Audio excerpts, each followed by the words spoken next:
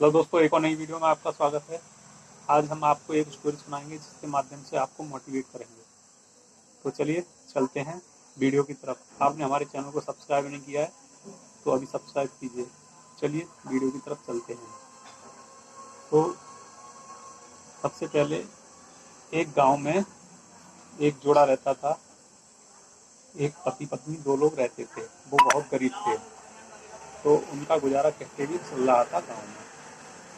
तो वो आदमी जो भी काम करता था उससे सुबह शाम का खाना ही हो पाता था।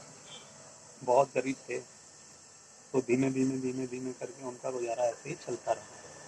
थोड़े दिन बाद क्या हुआ, उस आदमी की जो महिला थी वो प्रेग्नेंट हो जाती है। प्रेग्नेंट हो जाती है तो उसके बाद उनके घर में खुशी का ठिकाना नहीं रहता है। दोनों लोग बहुत खुश थे, क्या हमारे घर में नन्हा सा बच्चा आएगा, किलकारियाँ गूंजेंगी, और बहुत खुश थे उसको लेकर। तो ऐसे ही वक्त बीतता गया। वो अपने काम को लगातार करता रहा और ऐसे ही उनका गुजारा चलता रहा।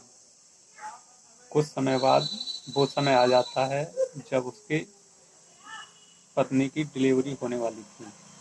तो उसको ले जाकर वो एक हॉस्पिटल में एडमिट कर देता है। एडमिट करने के बाद में वो सोचता है कि सपनों सजोता है कि आने वाला बच्चा जब होगा तब हम उसको खिलाया करेंगे, इधर उधर घुमाने ले जाया करेंगे और उसकी किलकारियाँ घर में गूंजेगी। सोचते हुए उसको बहुत हर्ष हो रहा था। इधर उसकी पत्नी हॉस्पिटल में एडमिट थी। तो इधर क्या हुआ, उसके पति का यमराज के यहाँ से बुलावा आ जाता है और किसी एक दुर्घटना में उसकी मृत्यु हो जाती है।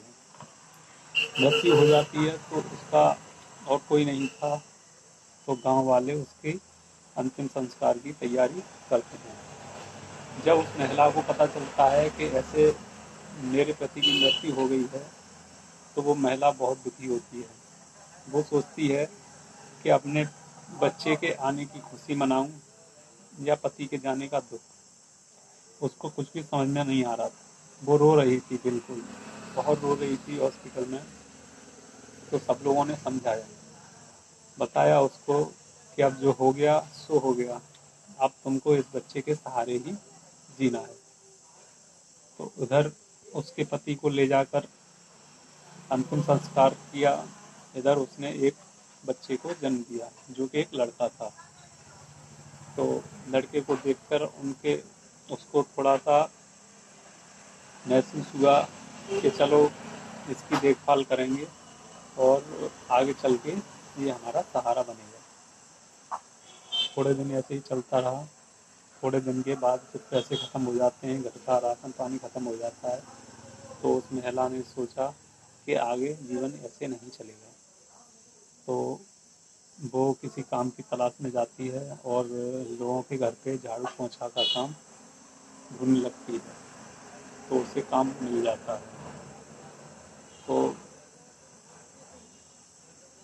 उसको झाड़ू पोंछा का काम मिल जाता है, तो वो वहाँ काम करके अपना जीवन यापन करती है। ऐसे ही कर करके बच्चा 4-5 साल का हो जाता है। 4-5 साल का हो जाता है तो उसके बाद वो उसका एडमिशन सरकारी स्कूल में करा देती है। सरकारी स्कूल में एडमिशन कराने के बाद में वो बच्चा पढ़ता रहता है। वो बच्चा बहुत होशियार था, पढ़ने में भी बहुत तेज़ था। तो दरअसल में जब बच्चा 10-11 साल का हो जाता है तो उसकी माँ बीमार पड़ जाती है। बीमार पड़ जाती है तो कुछ दिन बीमार रहने के बाद में एक दिन वो ज़्यादा परेशान थी, तो उसने कहा, माँ मैं जा रहा हूँ, मैं आपकी दवा लेके आ रहा हूँ। तो माँ ने कहा, नहीं बेटा, अब दवा लाने की ज़रूरत नहीं है, मेरा अंतिम समय आ गया है, अब मैं भी तुम्हारे पिताजी के पास जाऊँगी। तो बेटा बोला, नहीं माँ, मैं आपके लिए दवा लेके आता हूँ। जैसे ही बच्चा दवा लेने के लिए गया मार्केट, तो तब तक क्या हुआ, उसकी माँ भी उसको छोड़ के चली गई। तो माँ भी उसको छोड़ के चली गई, पिताजी पहले ही उसे छोड़ के जा चुके थे। तो गांव वाले ने मिलकर उसकी माँ का अंतिम संस्कार करवाया अब वो बच्चा मात्र 10-11 साल का था और थोड़े दिन के बाद उसके घर का राशन पानी जो था वो भी ख़त्म हो गया। अब बच्चा सोचने लगा अब क्या करूं क्या ना करूं। माँ ने जाने से पहले अपने बच्चे से एक वचन मांगा था, बेटा कुछ भी हो जाए, ज़िंदगी में कुछ भी हो जाए, मगर तुम किसी के साथ सामने हाथ नहीं फैलाओगे, भीख मांग के नहीं खाओगे। तो बच्चे को माँ की यह बात याद आई। उसने कहा भीख नहीं मांगना है। तो वो क्या करता है कि मार्केट में जाके किसी के यहाँ पे काम मांगता है। तो कहीं पे होटल में उसको काम थोड़ा बहुत मिल जाता है, प्लेट प्लेट धुलने का वैसा काम मिल जाता है। तो वो उसको करके अपना जीवन यापन करता है और अपनी स्कूल की फीस भी भरता है। धीमे धीमे करके ऐसा ही चलता रहता है, ऐसे ही चलता रहता है।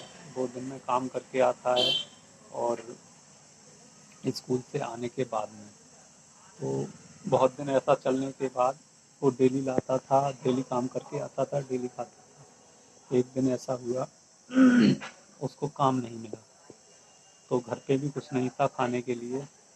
तो उसने कहा चलो आज काम नहीं मिला, कोई बात नहीं, भूखा ही सो गया। दूसरे दिन क्या हुआ, सुबह ही उठते हुए वो स्कूल चला गया। स्कूल से आने के बाद वो फिर से काम की तलाश में जाता है। काम की तलाश में जाता है तो क्या हुआ, उस दिन भी उसको काम नहीं मिलता है। अब दूसरे दिन भी उसको काम नहीं मिला। बहुत परेशान था, उसको बहुत भूख लग रही थी। तो उसने कहा चलो कोई बात नहीं, फिर से वो पानी पी के रात में सो जाता है। अब तीसरे दिन जब सुबह उठता है तो वो क्या करता है, उसको उठने के बाद चक्कर आने लगते हैं। 2 दिन से कुछ नहीं खाया तो उसको चक्कर आने लगते हैं। चक्कर आने से वो परेशान होता है तो उस दिन स्कूल नहीं जाता है। वो सोचता है कि आज चलो काम देख लेता हूँ, कोई काम मिल जाएगा तो कर लूँगा।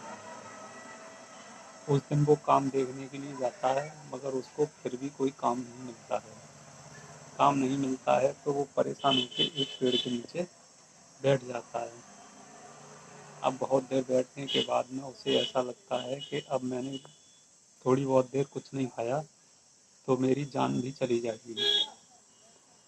तो वो क्या सोचता है, वो सोचता है कि आज क्या करूँ, कुछ किसी से मांग के ही खा लेता हूँ।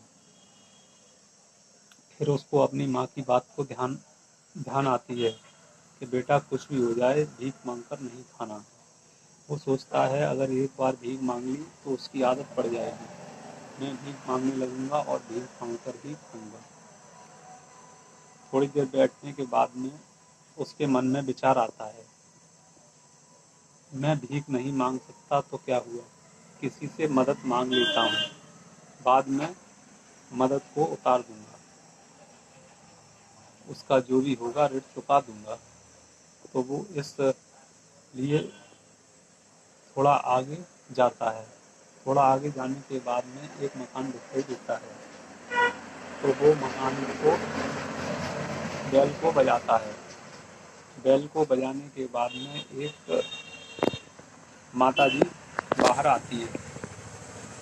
उसकी ही माँ के समान एक लेडीज थी, महिला थी, जो निकल के बाहर आई। उसने पूछा बच्चे से, बेटा क्या है, तुम्हें क्या चाहिए? तो उसने कुछ कहा नहीं। महिला ने दोबारा से पूछा, बेटा कैसे आए हो, तुम्हें क्या चाहिए? तो दरअसल में उसके मुंह से खाने की जगह पानी निकल गया कि माँ जी मैं बहुत प्यासा हूँ, मुझे पानी दे दो, थोड़ा सा मैं पानी, मुझे बहुत प्यास लगी है। वो महिला बहुत होशियार थी। उसने बच्चे का चेहरा देखा, बहुत उदास था। उसके चेहरे से साफ जाहिर हो रहा था कि वो बहुत भूखा है। तो महिला अंदर जाती है तो अंदर से एक गिलास का दूध लेकर आती है और उसके साथ में कुछ लड्डू भी लेके आती है। तो महिला ने उसको दूध दिया कि ये लो बेटा, तुम दूध पी लो, और लड्डू भी दिए कि ये लड्डू भी खा लो। तो लड्डू खा के उसने दूध पिया। और महिला ने कहा, बेटा और कोई मदद हो तो मैं बताओ, तुम्हारे लिए करूँ। बच्चे ने कहा, नहीं माँ, मैंने आपसे पानी मांगा, आपने मुझे दूध दिया, इसके लिए बहुत बहुत धन्यवाद। बताइए, मैं आपका ऋणी हूँ, बताइए आपका ऋण चुकाने के लिए मैं आपके लिए क्या कर सकता हूँ। तो ये देखकर महिला बहुत ही भावुक हुई। उसने कहा, ये भूखा बच्चा है और 10-11 साल का है और ये मेरा ऋण चुकाना चाहता है। तो महिला ने कहा, बेटा मैं इसका तुमसे कुछ भी ऋण नहीं लूंगी, मगर जब कभी भी तुम कुछ करने लायक हो जाओ, अगर तुम्हें कोई ऐसा व्यक्ति मिले जिसकी तुम मदद कर सकते हो, तो उसकी मदद जरूर कर देना, मेरा ऋण उसी दिन चुक जाएगा। महिला की बातें सुनकर बच्चा संतुष्ट हो जाता है और वहां से चला जाता है। तो अगले दिन वो फिर काम की तलाश में जाता है, उसे काम मिल जाता है शाम को। फिर अगले दिन वो स्कूल जाता है। तो महिला अपने बच्चे को छोड़ने के लिए उसी स्कूल में जाती है जिस स्कूल में वो पढ़ता है। वो जिस स्कूल में पढ़ता है, तो वो इस बच्चे को पहचान लेती है। दरअसल में वो अब गांव के स्कूल को छोड़ के शहर के स्कूल में पढ़ने लगा था। तो महिला का बच्चा भी उसी स्कूल में पढ़ता था।